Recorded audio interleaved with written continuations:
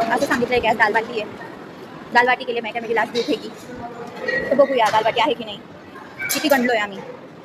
काही घेण्याच्या अगोदर आम्हाला अशी नावं लिहावी लागतात, कारण कन्स्ट्रक्शन कामगारांचा फील्ड जो आहे तो मला याच हॉस्टेलमध्ये भेटला पाहिजे म्हणून. परत एकदा चुत्त्यात कोण निघालं तर मी आणि माझे रूममेट्स, कारण का आम्हाला दालबाटीचं नामोनिशान दिसत नाहीये. लिटरल चपाती सुद्धा नव्हती ठेवलेली आमच्यासाठी. दाल बाटी तर नव्हती, आम्हाला चुत्त्यात काढण्यात आलं. वरून काकांनी दाल बाटीवरून 2 तास भाषण दिलेलं आहे मला माझ्या रूममेटला, की दाल बाटी केली आहे, ये करना पड़ता है, वो करना पड़ता है, ऐसा करना पड़ता है, वैसा करना पड़ता है. तर आम्हाला खायला तर दळित्री जेवणच भेटलंय परत एकदा. आम्हाला कट चुका है ॲज ऑलवेज. खाना आहे रिव्ह्यू दे मयुरी. खराब आहे, एकदम खराब. आम्हाला दाल बाटी सांगून नावाखाली छोले दिले आम्हाला. छोले कसे सांग. छोले का छोरीची पोरं? छोल्यांची पोरं आहेत, छोल्यांची पोरं. रस का? तू कोणत्या डिप्रेशन मध्ये? रस का तुझं रिव्ह्यू? दाल बाटी काहीच होती, पण आता इथे येऊन काहीच खायला भेटतंय नाही का. ब्लॉग चालू झालाय का कधी आमच्या घरात? बघितलं मी ते, आता काय करू शकते. 20-20 दिवस राहिलेत माझे, आता काढून घ्यावे नाही का. म्हणजे मी तिथं उरणार आहे का तुझी? इतकं रंडवा जेवण मी आजपर्यंत खाल्लं नाही आहे. इतकं घाण. छी. मग आता काय करणार? उपाशी राहू का?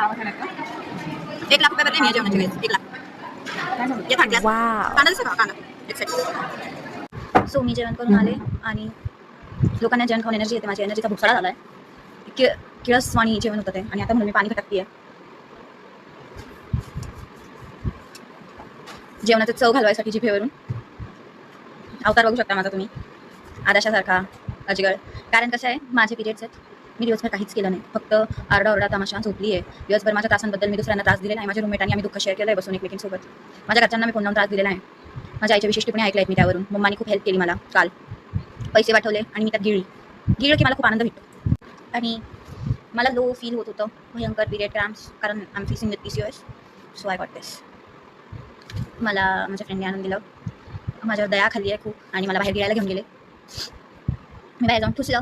फ्रूट सॅलड, चाट, रोल सगळं खाल्लं मी, जे मी रेकॉर्ड नाही केलं कारण मी ठुसण्यात बिझी होते. गिळणं इज प्रायोरिटी, बाकी सगळ्या भोसड्यात केलं. आधी मी ठुसणार. And I am so grateful to have such amazing people in my life. मला त्याबद्दल सांगायचं आहे की माय रूममेट्स, फ्रेंड्स, त्यानंतर अजून भरपूर लोक, मम्मा पप्पा फर्स्ट.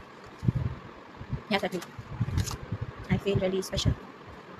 सो आजच्या ब्लॉगसाठी इतकंच, कारण मी काहीच केलेलं नाही आहे. थोडाफार अभ्यास केला असेल तेवढा, आणि असं माझ्याकडून काही जमलं नाही कारण माझ्या ताकदच नाही. अँड ऑल्सो मला कंजक्टिव्हायटिस आहे.